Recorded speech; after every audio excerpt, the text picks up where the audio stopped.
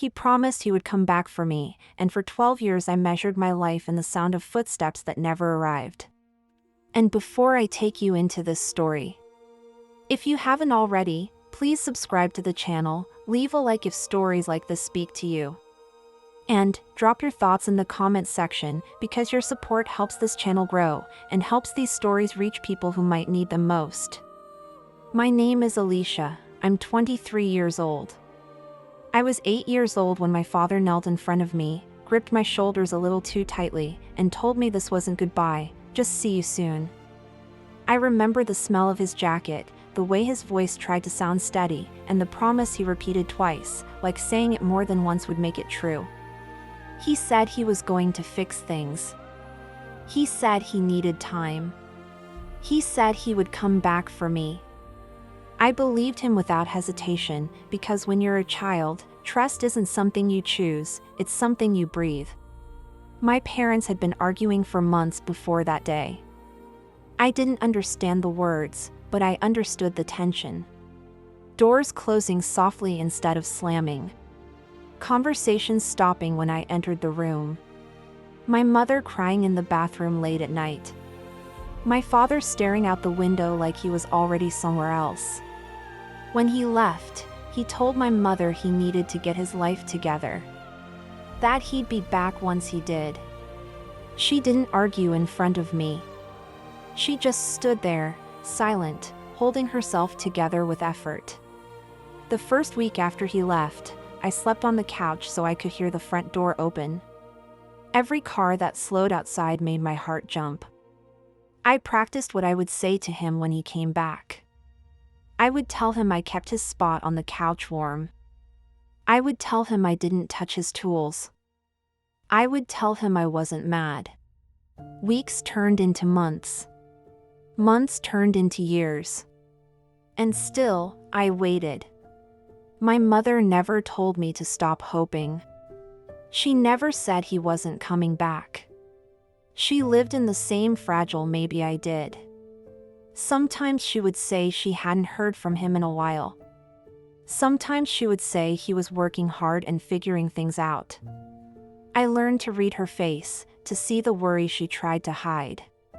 But I held on to the promise like it was a rule of the universe. Promises from parents were supposed to be unbreakable. Every birthday, I set aside a piece of cake for him. Every holiday, I left space in my heart for his return. When kids at school talked about their dads, I talked about mine in the future tense. I said he was coming back. I said he just needed time. Some kids believed me. Some didn't. I didn't care. I believed enough for all of us. As I got older, the waiting started to change shape.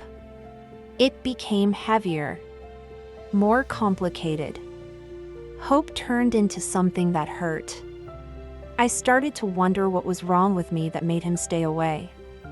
I replayed our last conversation over and over, searching for something I'd done wrong. Children are very good at blaming themselves for adult failures. My mother worked constantly. Double shifts. Weekends. Holidays. She was tired all the time, but she never let me see her give up. She made sure there was food on the table, clothes on my back, and love in the house. Still, there was a space she couldn't fill. Every time I asked about my father, I saw pain flicker across her face. I hated myself for causing it, but I couldn't stop asking. When I was 12, I found a box in the back of her closet. Letters. Unopened. All addressed to my father. They were never sent. I didn't read them. I didn't need to. I understood enough. My mother had tried. Over and over. By the time I was 15, hope had turned into something like stubbornness. I told myself that one day he would show up and explain everything. That there would be a reason big enough to make all the waiting make sense. I imagined him standing on our porch, older, regretful, finally ready. I imagined forgiveness like it was something I could prepare in advance. At 18, I stopped talking about him. Not because I stopped thinking about him, but because it hurt too much to keep defending someone who wasn't there.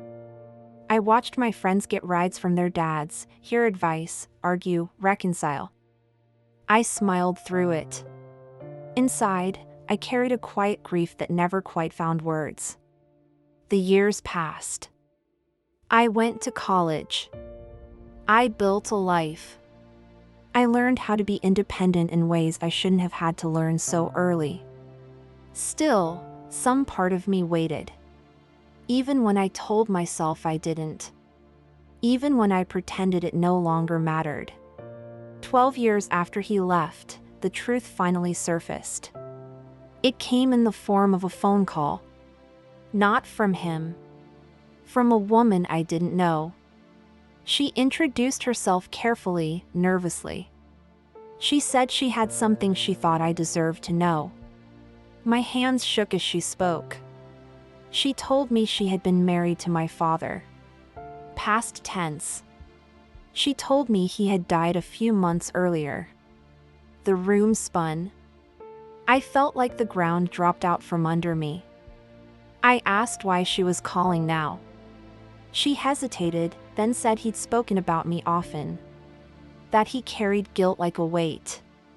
That before he died, he asked her to find me and tell me the truth. The truth was not what I expected. He hadn't stayed away because he didn't care.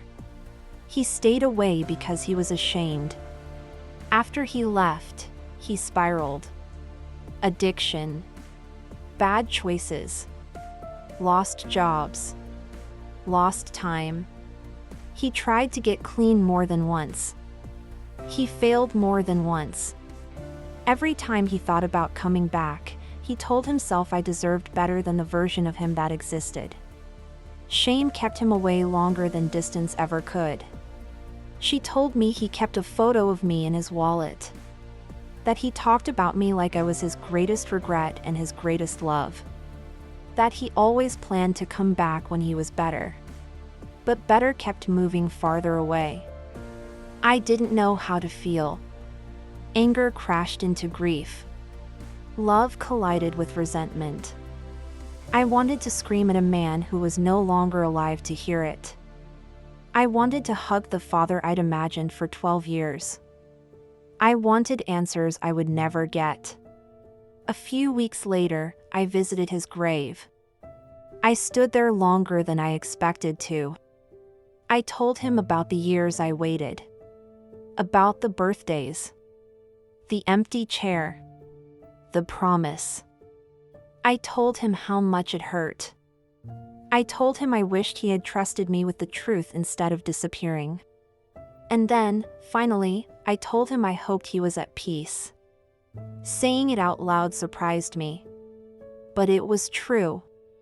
Carrying anger forever felt heavier than letting some of it go.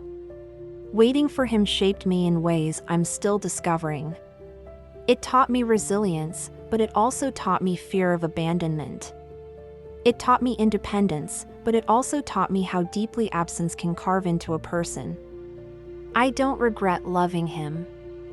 I regret that love had nowhere to land for so long.